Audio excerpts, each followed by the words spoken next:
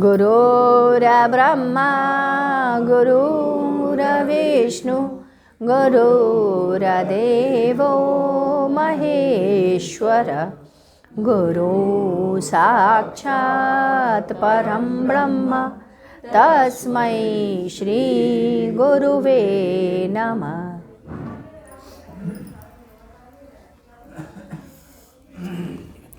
दिनांक 29 जुलाई सन 1994। आज गुरुदेव ने नरहरयानंद एवं भक्त गदाधर भट्ट की कथा कहने लगा। जयराम भैया अभी तक आए नहीं थे। एकाएक गुरुदेव मुड़े और कहने लगे, ये जयराम जो है ना, खटिया पर लेटा रहेगा। मैं दृश्य देख रहा हूँ। जंघिया पहनकर वहीं लेटे रहेगा और चिल्लाएगा।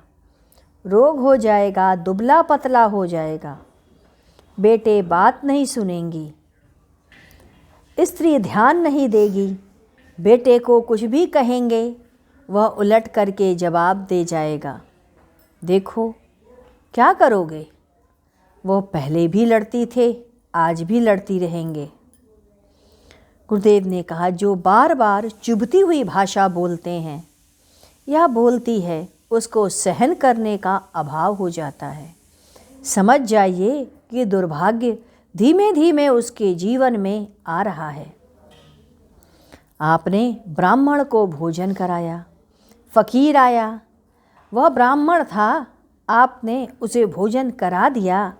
फकीर आया, आप उसे समझ नहीं रहे। आप कह रहे हैं वह बेकार है, उसको कुछ नहीं देंगे। अरे जब सबके प्रति समता रख करके भी तो जियो। एक स्त्री थी, किसी दूसरे पुरुष से उसने संबंध बना लिया। संबंध तो बन गया, उस संबंध के होने से वो सने सने वेश्या जैसे बन गई। और जब कुछ वर्ष बीत गए उस वृत्ति को करते हुए, तो उसके शरीर से बदबू निकलने लगी। एक महात्मा ने पूछा, क्या कर रही हो। शरीर से महक आ गया, रोग आ गया। उसने कहा, मैं ठीक हो जाऊं, ऐसा रोग आ गया है। यदि रोग चला जाए तब समझ में आए।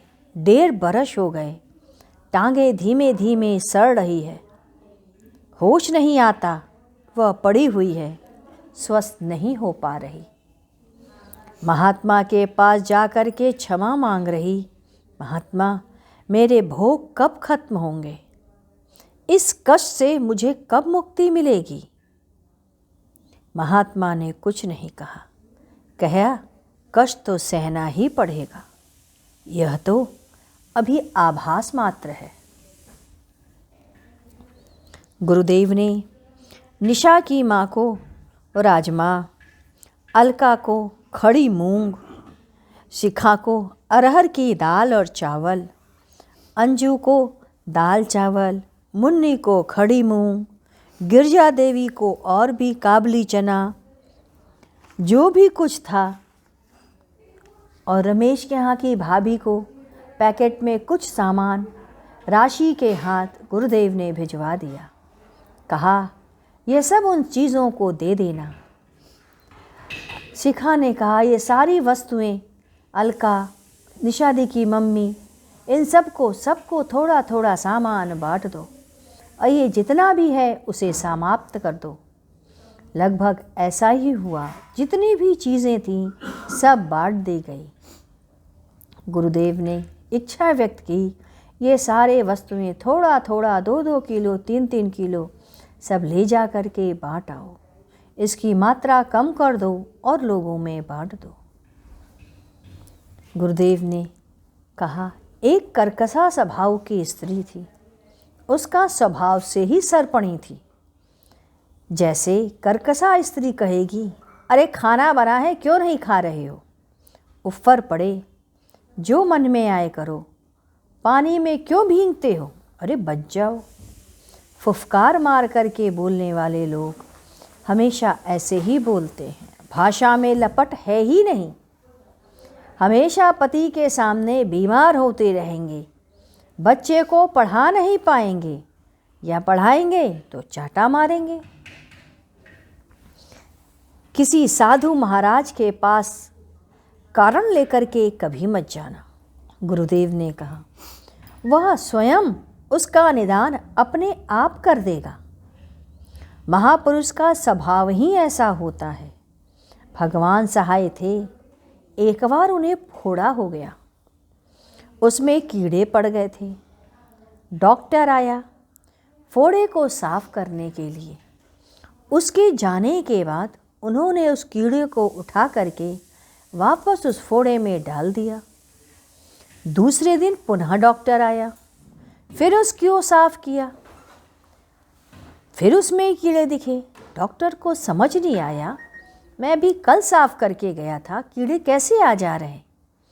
तीसरी बार डॉक्टर फिर आया, फिर साफ किया। अब उस कीड़े को उठा करके फेंकने के लिए हम उठा दिए। उसी वक्त भगवान सहाय ने उसका हाथ पकड़ लिया और बोला, अरे इसका भोजन तो मेरे अंदर है।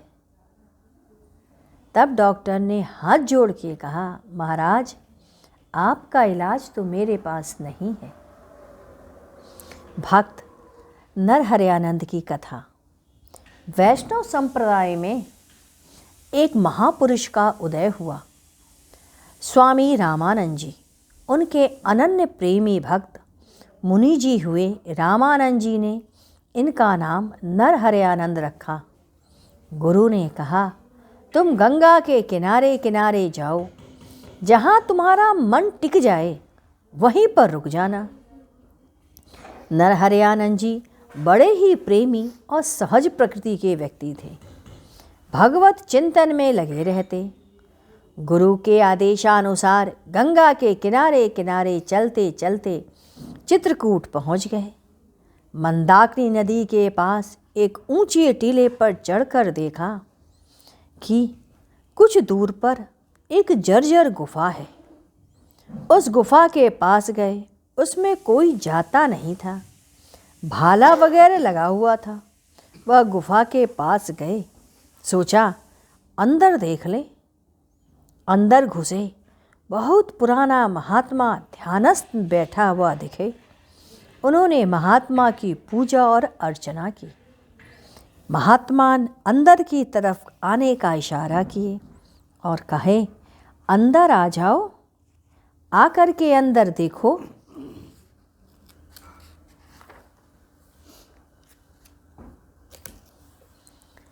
प्रकृति का वैभव और संपत्ता से पूरी तरीके से वह गुफा आच्छादित थी। उसके अंदर आनंद जैसा अनुभव हो रहा था। वो वहीं पर रह गए। कुछ समय के बाद महात्मा के पास बोले, प्रभु भीतर इतना वैभव है, इसका वर्णन कैसे करें।